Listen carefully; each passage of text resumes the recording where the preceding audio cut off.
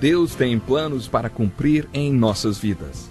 Essa é a mensagem de toda a Bíblia e é isso mesmo que estamos estudando aqui no Encontro com a Palavra, escrito pelo pastor Dick Woodward e narrado pelo pastor Edson Bruno.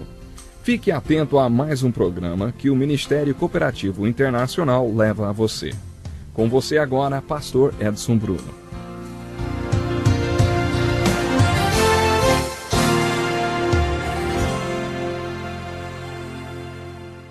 Seja bem-vindo ao Encontro com a Palavra. Estou muito feliz que você tenha escolhido estudar a Bíblia conosco. Hoje iremos continuar a nossa introdução ao estudo da Bíblia, que é uma coleção de 66 livros. A maioria das nossas Bíblias traz em sua capa as palavras Bíblia Sagrada. Mas o que significa chamarmos este livro de Bíblia Sagrada? A palavra sagrada significa aquilo que pertence a Deus ou aquilo que vem de Deus. Deus é a fonte. Esta é a ideia da palavra sagrada, aquilo que pertence a Deus. O que estamos dizendo aqui é que este livro está relacionado com Deus de uma forma muito especial. Deus tinha algo muito dinâmico para fazer com esses livros que formam a Bíblia. Esse livro contém a mensagem de Deus ao homem. É isso o que torna este livro o mais importante livro do mundo. Portanto, o estudo da Bíblia é o mais importante estudo do mundo. É por isso que nós vamos estudar esse livro juntos, porque ele é o livro de Deus para nós. Deus tinha uma mensagem. Ele queria transmitir essa mensagem ao homem. Para fazer isso, ele moveu muitos homens, talvez mais de 40 homens. Esses homens foram movidos por Deus de tal maneira que as palavras que eles escreveram não eram suas palavras, mas eram as palavras de Deus. Em um período de cerca de 1.500 a 1.600 anos, esses homens e seus escritos formaram esse volume de livros ao qual nós chamamos de Bíblia Sagrada. O processo pelo qual Deus moveu esses homens a escrever esses livros é chamado de inspiração. Paulo disse que esses livros vieram de Deus através da inspiração.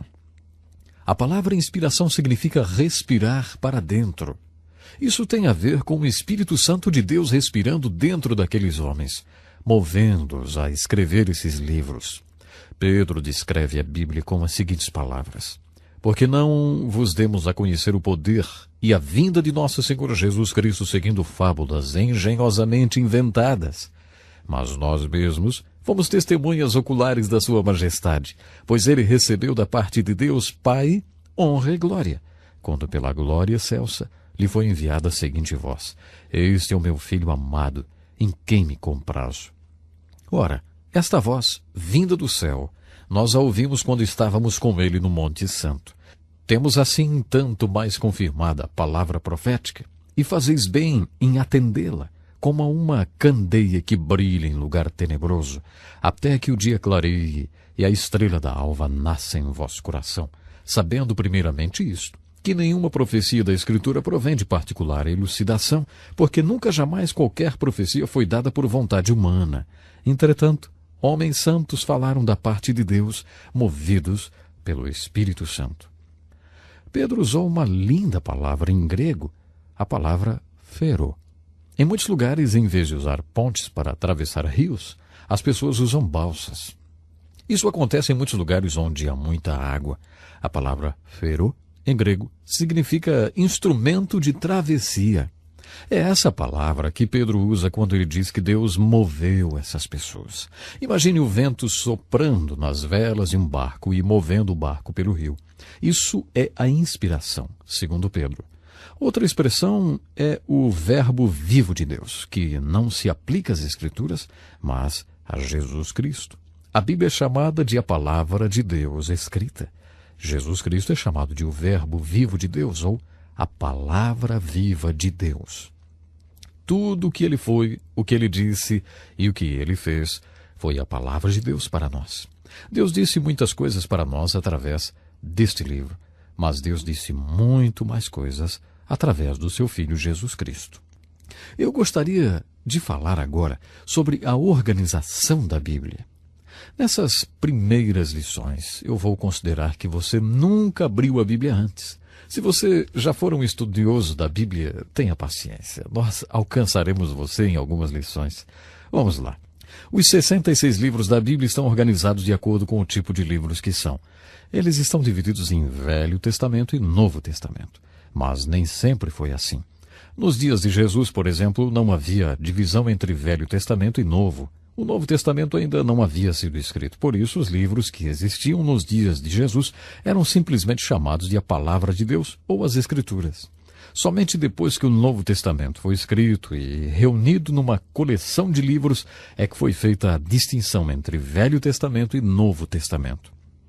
A mensagem essencial dos livros do Novo Testamento é a seguinte: Jesus está vindo. É isso que esses livros estão dizendo. No princípio, segundo as Escrituras, Deus e os homens viviam em harmonia. Mas Deus ofereceu ao homem a capacidade de escolha e o homem escolheu se afastar de Deus. E Deus, que não pode tolerar esse tipo de rebelião, se afastou do homem. Portanto, existe um divórcio entre o homem e Deus. Esse divórcio entre o homem e Deus é o problema fundamental tratado pelas Escrituras. No Velho Testamento, Deus nos diz: você acreditaria se eu lhe dissesse que vou fazer alguma coisa sobre esse divórcio? No Novo Testamento, Deus nos diz: você acreditaria se eu lhe dissesse que fiz alguma coisa sobre esse divórcio? Note bem, os livros do Velho Testamento dizem que Jesus está vindo e que vai acabar com a separação entre Deus e suas criaturas. O Novo Testamento nos dá boa notícia. Jesus veio. E quando Jesus veio, ele acabou com a separação entre Deus e o homem. Existem duas palavras no Evangelho de Marcos que reúnem todo o Novo Testamento. Essas palavras são simplesmente Jesus veio. Os livros do Antigo Testamento estão divididos em 5 tipos. Primeiro, há os livros da lei. E esses livros da lei são a pura palavra de Deus. É onde Deus nos diz o que é certo e o que é errado e nos dá seus regulamentos. É onde ele nos mostra seu padrão de retidão. Os 5 livros da lei são seguidos pelos 10 livros históricos. Esses 10 livros históricos nos dizem mais ou menos que às vezes o povo de Deus obedecia aos livros da lei e às vezes não. Quando eles obedeciam a esses livros da lei, eles se tornavam exemplos para você e para mim.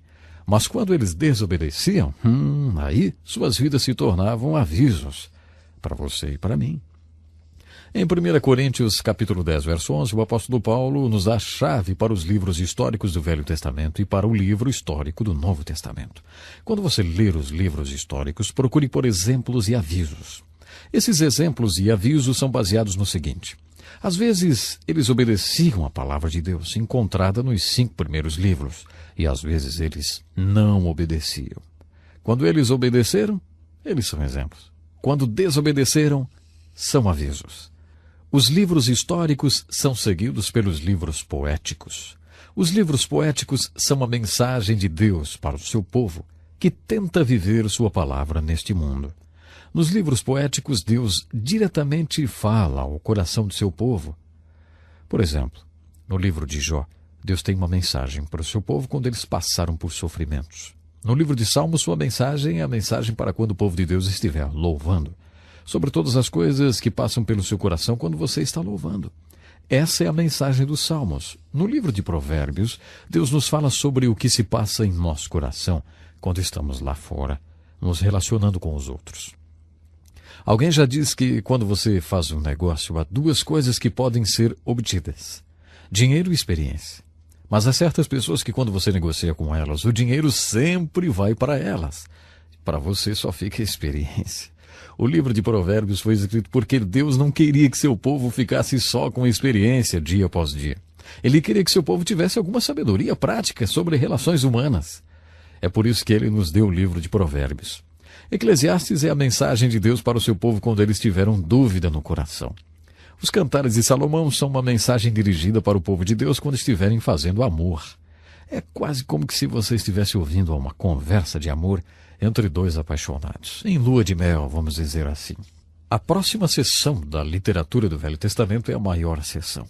Em termos de capítulos e versos, ela é chamada de os profetas, e tem 2 tamanhos. Primeiro temos os profetas maiores e depois os profetas menores.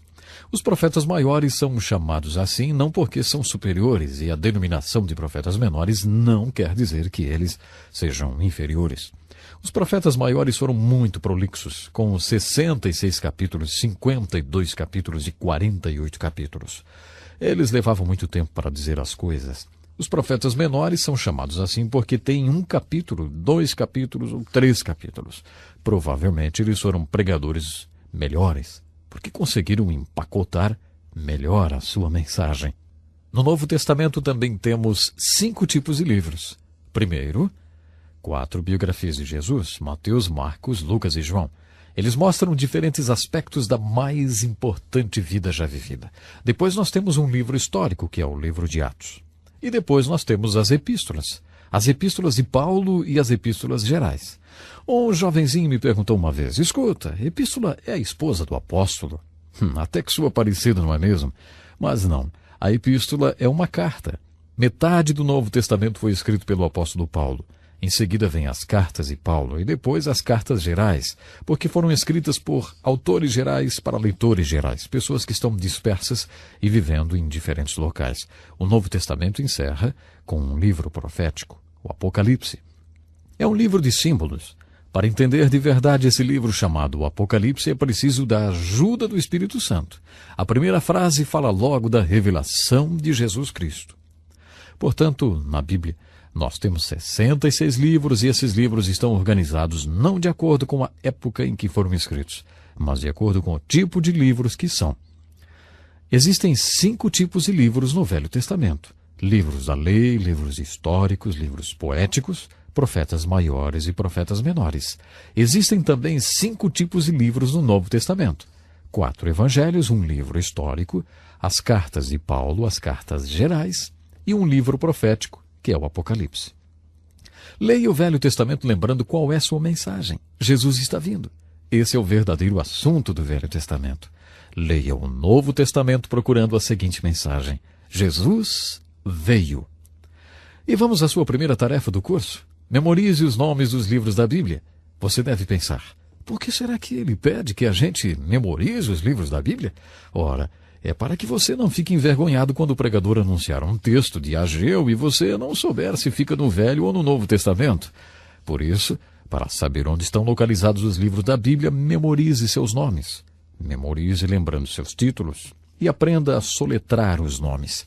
Eu acho que isso vai ajudá-lo quando você for estudar a palavra de Deus.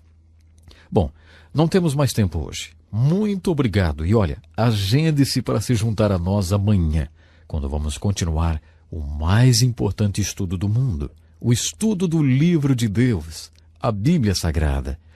E outra coisa, convide seus amigos ou alguém que esteja interessado em saber mais, entender a palavra de Deus. Até lá então.